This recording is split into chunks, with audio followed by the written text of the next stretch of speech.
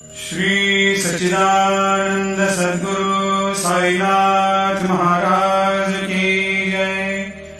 जोडोनिया कर चरणी ठेविला माथा, परिसावी विनंती माझी पंढरीनाथा। असो नसो भाव आलो तुझी या ठाया, कृपा दृष्टी पाहे मजकडे सद्गुरु राया।